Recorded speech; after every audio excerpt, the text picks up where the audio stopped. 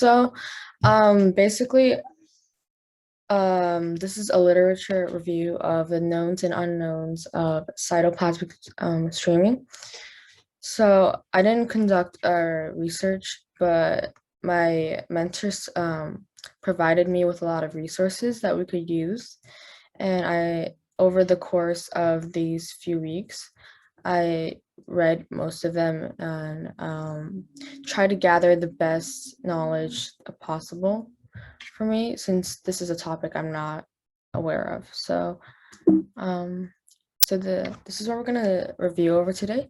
So this is the intro. We're gonna start with the introduction, and then we're gonna move on to what were my motives, and then the review and the conclusion. So, um, so fluids are composed of many molecules, colliding molecules, and they have different properties of density, temperature, and pressure. So we should say all biological systems rely on the flow of fluids, especially eukaryotic cells. So, however, it's not well known throughout like in media, and cytoplasmic flow has a significant role in maintaining the long-range transport of certain cellular components to specific destinations within the cell, and it can also shape the organism's structure, and it also really factors in the development and function. So what is cytoplasmic streaming? Like I just said before, it is like the sorry, I'm blanking out. It is an intracellular flow of a range of different materials, including ions, proteins, and organelles. So it is needed for a variety of reasons, and including for transporting different materials to each destination. So different cellular components such as RNA, proteins, wastes, and other homeostasis related functions, cellular functions. This is really significant because for humans or any animal or plants as well, we need to maintain homeostasis, and cytoplasmic streaming helps us to do that. So my motives were my interest in the medical field made me want to learn more knowledge in science and especially biology, and a curiosity of what biology looks like when mixed with physics. So fluid dynamics, which is what we're talking about today, is really impacted by not only biology but also physics. And since my mentor researches topics like this, so I wonder what it's like when he like what he has for gathered information, and what the cell might look like under a physical point of view. Ignore the subtitle. So since cells, they're like the basic units of life, they're bioreactors and contain hereditary information, so they contribute to the way organisms develop and function by allowing the transport of intracellular components. In order to maintain homeostasis, they need to transport from this this starting point to this destination to have the nutrients and all that to go to this specific destination. So why is this also important is that evidence suggests that Ebola virus and some strains of coronavirus can depend on the intracellular trafficking of organelles such as endosomes and lysosomal vesicles of the host cells. So that is more related to what is happening nowadays and how that is really important to us, since coronavirus is really close to us.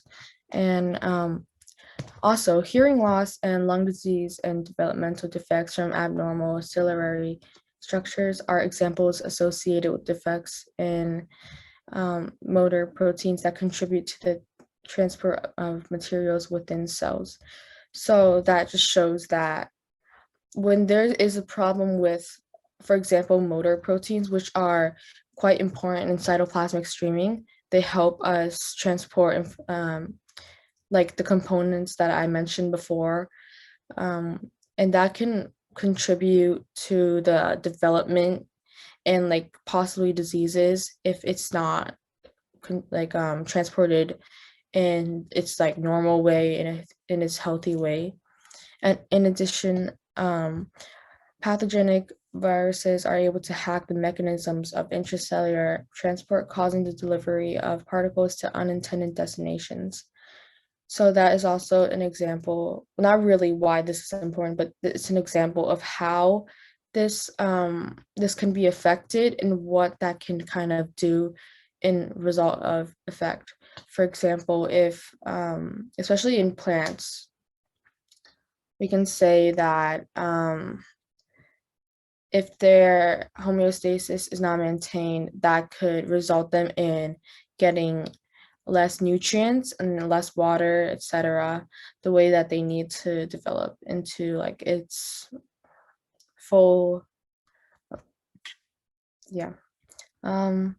So like I said before, cells contribute to the way organisms develop and function by allowing the transporting of intracellular components in order to maintain homeostasis and control the trafficking of waste. And since we're in this review, I'm talking about eukaryotic cells, which we're not talking about bacteria because it was more limiting from like my knowledge. And eukaryotic cells are capable of generating different mechanisms to help the cells develop. So these mechanisms can depend on the size of materials that are being transported and as well as the locations within the cells. So those are also factors to count in when talking about cellular transport. All right, so I'm gonna be introducing this. So in this diagram, there are these are only like just 3 types. There are much more, but these are like the most important, which is diffusion, which is shown here, and motor driven, and advection. So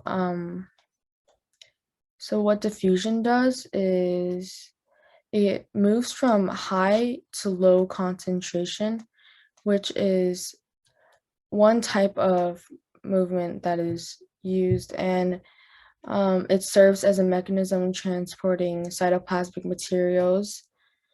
And compared to other forms of transport, this type of transport does not directly consume cellular energy, and the specific mechanism can be more effective when it comes to smaller distances between the starting point and the destination where the cellular components have to arrive.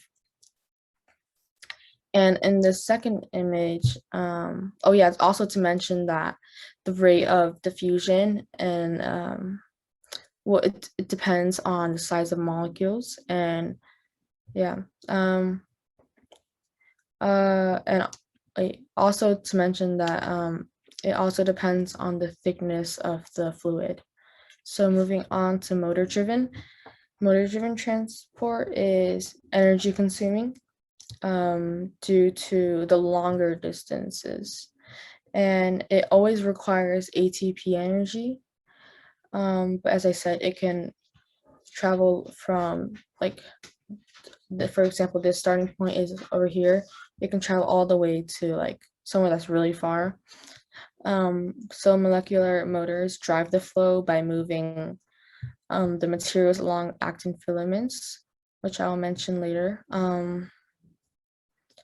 So this is a more direct transport with an outlined pathway to where the molecules have to be delivered. So let's say the motors in a plant can transfer chlorophyll, which is crucial to driving the flow in plant cells. This is a common form of active internal transport of ions that is provoked by the movement of molecular motors along the actin filaments that make up the cytoskeleton. So that is an example of motor driven. And lastly, we are going to talk about this type of transport, which is called advection. So this is also really common. Advection is like more of a directed motion of particles inside the bulk of a fluid. So it can serve as a mechanism of cytoplasmic transport. Although the mechanism of advection can be really quick, the arrival of the molecules to a certain destination is not as regulated as, let's say, motor-driven transport. So yeah, that's like the three different types of transport. So this diagram is from one of the research articles my mentor gave me. And do you believe this is the from motor driven is inside monkey's kidney cell. The other one is inside endoplasmic reticulum in another type of cell, which I'm not too sure of, but yeah. So moving back to this, I want to explain actin filaments. So actin filaments are components that can help developing cells. They just count into many factors. So you're gonna hear, if you're interested in like biophysics, which is kind of what I am explaining right now, biophysics can, like in the articles, you can always hear about the mentioning of like actin filaments. I'm sorry, like how much time do you have left? About 5 minutes. Since we're ahead of the schedule, we'll let you extend your presentation a bit if you need the time. Okay, thank you. Yep, so that is about it for this. I want to also say that the motion of particles between distinct spatial regions within a cell is a physical mass transfer phenomenon. This transfer is actually governed by different what's called different equations that we're gonna like explain more on later. And let's see here. So this is the Reynolds number. P is for density here. U is for velocity, and L is for length. And this symbol right here is for dynamic viscosity, which is basically how thick the fluid can be. So since please give me a second, I have notes for this. So basically the Reynolds number can be like can help people tell how long the distance is going to be, and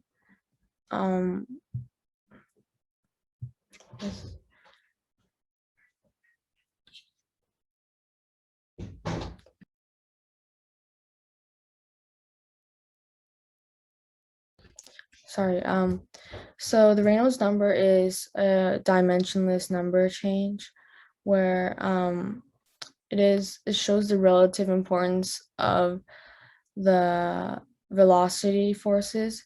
So when R is less than 1, the flow is viscous dominant. And since in typical animal cells, the length scales are smaller than 100 microns per second, then R is less than 0.01, assuming that density and viscosity of water, suggesting a viscous dominant regime in cytoplasm. So what it means by vicious is when the speed isn't going that fast. There's a difference between the turbulent speed and the vicious speed, and because in cells it's very rare for it to become turbulent. My mentor and I just decided to not put it in the article, so I'm not going to be talking much about that, but it can still be told from this equation. And viscosity, so a vicious, like when vicious is dominant and shown by this equation, which is the Reynolds number equation, that's just gonna show how the speed right now and the velocity is slow in the cell. So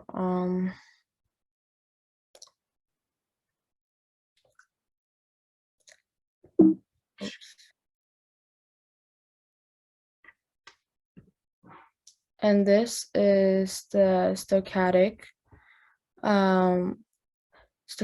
Brownian motion for mixing, and it can result in a quick particle encounters. So in this system, I'll explain like each character later. In this system, the diffusion of particles as a result of the Brownian motion can be mathematically characterized as, so D is the diffusion coefficient and KB is the Boltzmann constant. T is the temperature, A is radius of Brownian particles, and the symbol again, as we've seen before, they have different meanings here. So this here means the fluid viscosity. So these two, these two equations would be like really important when it comes to cytoplasmic streaming. Moving on. So pretty much that is it. I did really enjoy the program, and I want to thank Talaria, like the staff and my mentor, because this allowed me to gain like the experience to explore different types of transfer within the cell and their corresponding equations that can help the understanding of cytoplasmic streaming. So basically my mentor and I, we discussed what diffusion works best with small cells and smaller distances. For example, like advection may be better for large distances, diffusion is better for small distances. And in many cells, the velocity of the fluid flow is slower near the core and becomes faster near the cell wall. So that can also come into factor. And mathematically, this is governed by the Reynolds number and another number, which is called Peclet number, but it's kind of limited to my knowledge, so I don't want to speak about it. And it can be used to characterize different aspects of this flow and mechanism of transport. So in basically further research is needed because we're not so sure on this topic. But I'm sure that if like in a few more years, more researchers are going to come up with more new discoveries. Yeah. So we explored different types of transport within the cells and their corresponding equations that help the understanding of cytoplasmic streaming. So my experience with my mentor was actually really nice. We met like every week at like Thursday, and we discussed. So the first meeting, he made a PowerPoint that discussed like examples of like flow and like what we're gonna do, questions that I might need to use for like looking out for answers. And so I really use those questions and base most of my answers off of them because I found them to be really relevant. So My mentor was really nice, and he provided like 10 or like even more research articles for me to look at. So I really used those to my advantage, and I just really appreciated him.